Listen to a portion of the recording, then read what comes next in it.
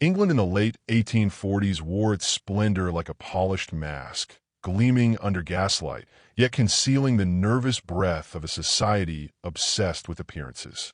Hawthorne Manor, ancestral seat of a young Duke of Hawthorne, seemed at first glance an emblem of unshakable certainty, but within its carved stone walls anticipation and unease coiled together like opposing threads.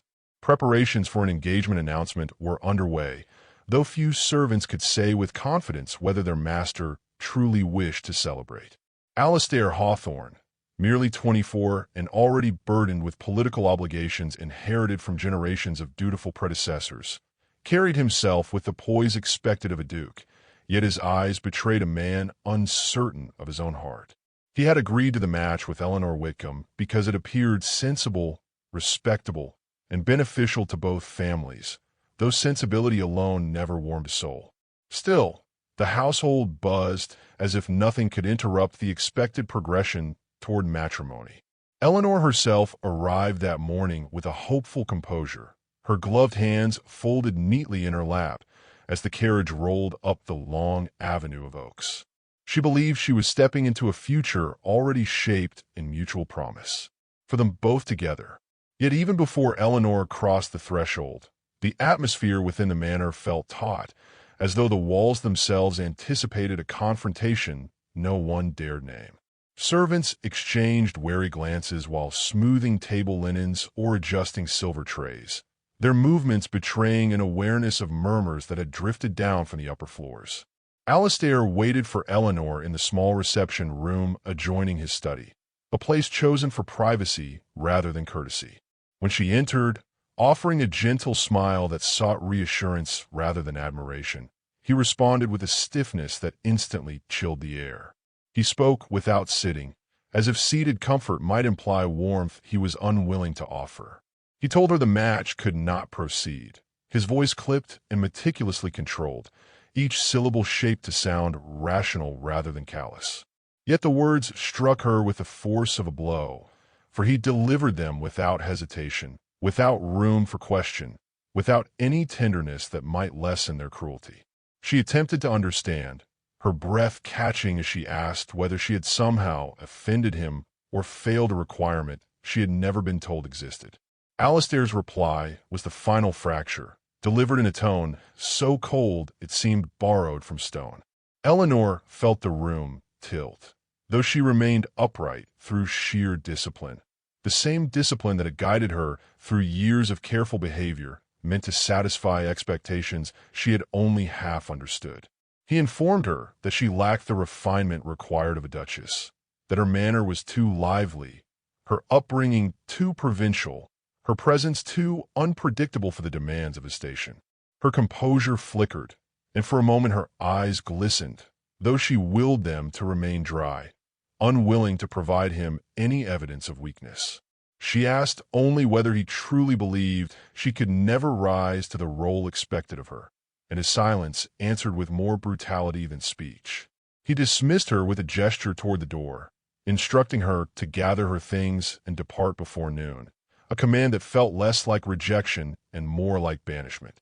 She curtsied out of habit, though the motion trembled, and exited the room with the dignity of someone determined not to crumble until she reached solitude. As she crossed the hall, she felt the weight of unseen eyes settling upon her, for news in such houses traveled faster than footsteps in those tense hours. Outside, the sky had grown overcast, as though the weather conspired to mirror her disgrace. She walked toward the carriage house with careful, measured steps, refusing to hurry despite the tightening ache in her throat. In the courtyard, a pair of footmen avoided meeting her gaze, their sudden busyness revealing their awareness of the scene that had just unfolded. Eleanor paused at the threshold of the carriage, grasping the doorframe as she steadied herself, for the world seemed to sway like a ship struck by an unexpected gust. She had not imagined triumph or celebration during this visit, but she had expected honesty, or at least courtesy, and the absence of both hollowed her confidence to its core. Settling inside the carriage, she drew a slow, steady breath, determined not to let despair eclipse the resolve forming quietly within her. She would not allow a single man's judgment to define the entire shape of her life, nor would she surrender to shame fashioned by the whispering mouths of strangers.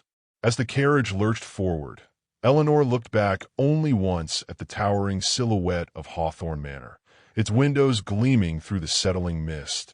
Bath welcomed Eleanor with a gentler sky than the one that had shadowed her departure, though the calmness felt almost mocking after the storm that had undone her. Aunt Beatrice received her with a firm embrace and an assessing gaze that pierced through Eleanor's attempts at composure. For the older woman understood humiliation with an almost professional familiarity.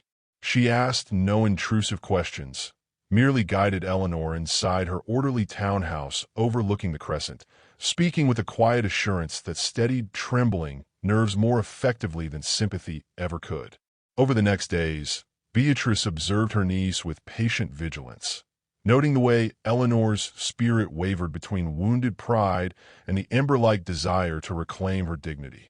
In that shifting balance, the older woman detected a strength that might, if directed carefully, become something formidable. Bath's social season was beginning, and Beatrice knew the city could serve as either sanctuary or crucible, depending on how Eleanor chose to step into its orchestrated rhythms. With deliberate intention, she introduced Eleanor to a disciplined routine. Mornings spent refining posture, voice modulation, and conversational restraint. Afternoons dedicated to estate ledgers, charitable planning, and the subtle diplomacy required in committee rooms. Eleanor absorbed each lesson with surprising aptitude, driven not by ambition but by a quiet resolve to rise above the judgment that had dismissed her as unworthy. Beatrice watched her transformation with measured approval, offering correction without coddling, demanding excellence yet acknowledging each small victory with a nod that carried more weight than praise. Gradually, Eleanor's confidence returned, not in the bright, impulsive form it once held, but in a steadier, deeper manner shaped by discipline and self-awareness. Her presence in Bath gatherings soon drew favorable attention, though she accepted compliments with the unaffected grace of someone who no longer relied on external admiration. Still, whispers trailed her like faint threads of smoke. Rumors of a broken engagement, speculation about her suitability, conjecture over what a duke might have found lacking. Eleanor heard them, but did not flinch. Each murmur strengthened her determination to cultivate a life defined by her own merit rather than another's whim. Meanwhile, news of her growing poise drifted back to Hawthorne Manor through the same whispering channels that once spread her humiliation, and each flattering remark unsettled Alistair in ways he refused to name. He tried to dismiss the reports as exaggerated, yet the image of Eleanor navigating Bath society with elegance gnawed at him, disturbing the calm facade he maintained before his advisors. When he learned she had been approached by several respectable gentlemen, none formally, but with evident interest, his composure tightened into a brittle stillness that startled even him. He told himself her prospects were of no consequence to him, but the lie crystallized unpleasantly whenever he imagined her offering another man the attention once reserved for him. Eleanor, however, remained unaware of his inner disquiet, focused instead on her growing responsibilities as Beatrice gradually entrusted her with greater roles in the charitable committees that supported Bath's less fortunate. She discovered satisfaction in purposeful work, particularly in studying estate economies and tenant relations, skills she once assumed irrelevant to her life, but now found unexpectedly compelling.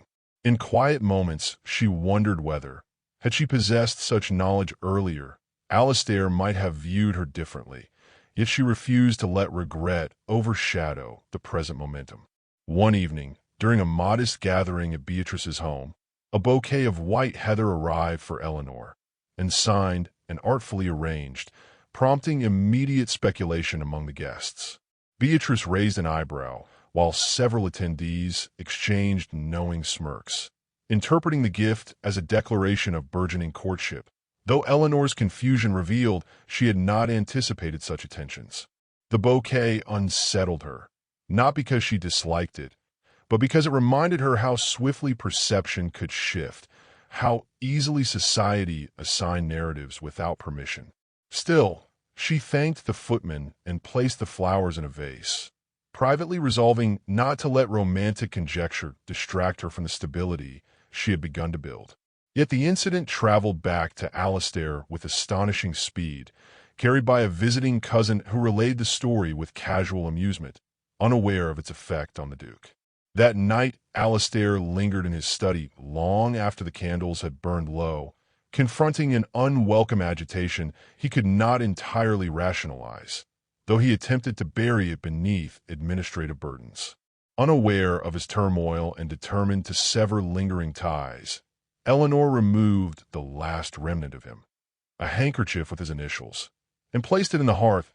Eleanor's return to the Hawthorne estate occurred under a sky washed pale with morning mist, the landscape softened by a quiet unease that mirrored the unrest spreading through the tenant farms. She arrived not as a prospective duchess, nor as a humiliated former bride-to-be, but as a woman summoned for her competence, an irony not lost on her as she stepped from the carriage and surveyed the troubled fields.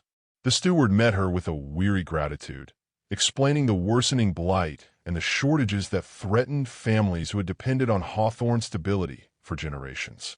His report revealed a crisis that required swift coordination, and though Eleanor felt the echo of old wounds upon crossing the threshold of the manor, her resolve did not falter.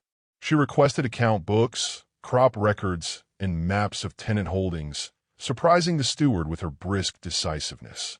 If shame had once dwelt in these halls, it would not reclaim her now. Instead, she focused on alleviating need, directing supplies with precision, and restoring order where fear had begun to take root. Alastair first saw her from a distance across the courtyard, standing with the steward as she discussed the distribution of grain reserves.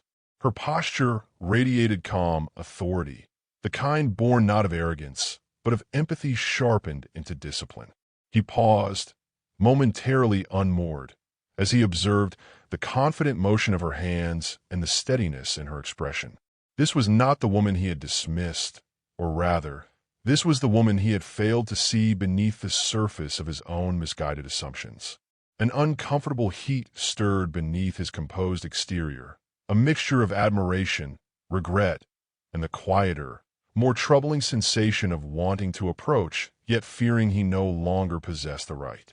For the remainder of the morning, he watched her indirectly, through open doorways, across rooms, along corridors, gathering small fragments of her presence, while wrestling with the truth that proximity to her now unsettled him far more than distance ever had.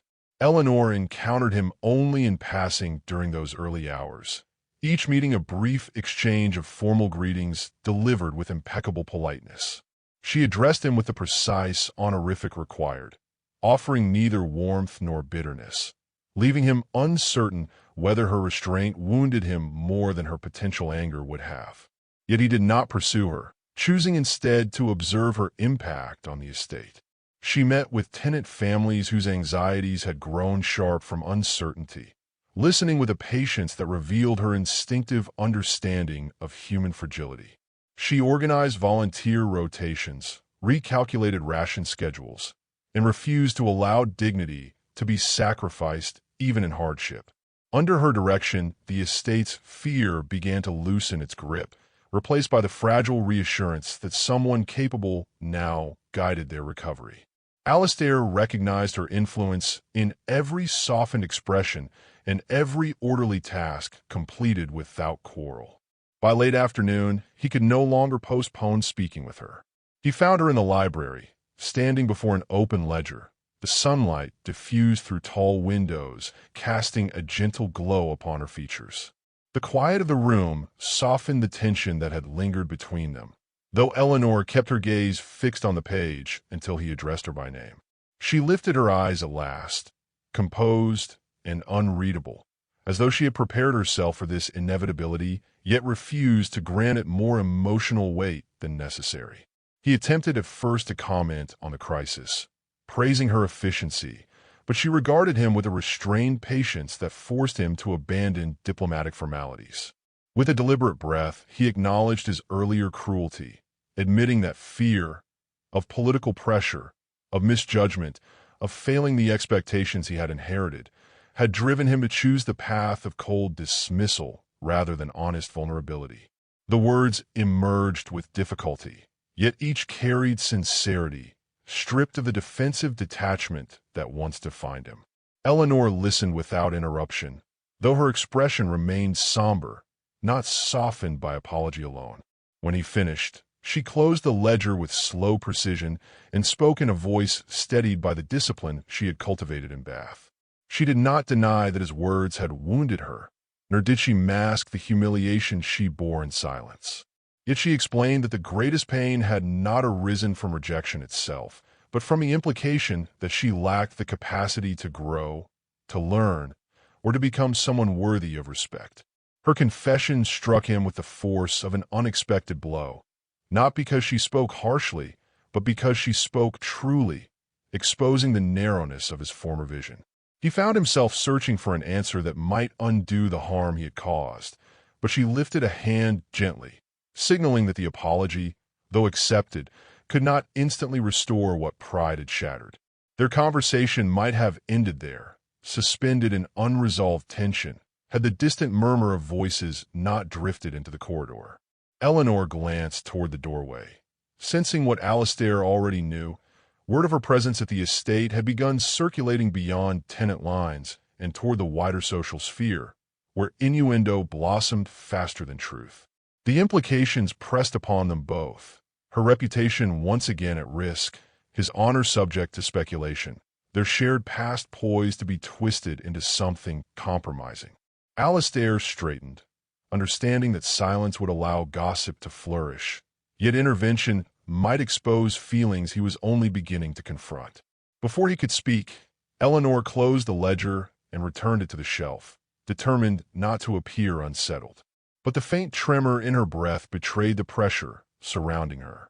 Alistair watched her with a dawning clarity. He could no longer remain a passive observer of her struggles, not when his past actions had helped place her in such vulnerability. He stepped closer, though still at a respectful distance, and quietly informed her that a gathering of estate officials would be held the following evening, a gathering at which he intended to recognize her contributions publicly, not out of obligation, but out of genuine respect. The offer surprised her, not because it was bold, but because it carried a sincerity she had never before heard in his voice. She studied him with careful scrutiny, weighing the intention behind the gesture, and nodded once, granting neither forgiveness nor rejection, only cautious acceptance.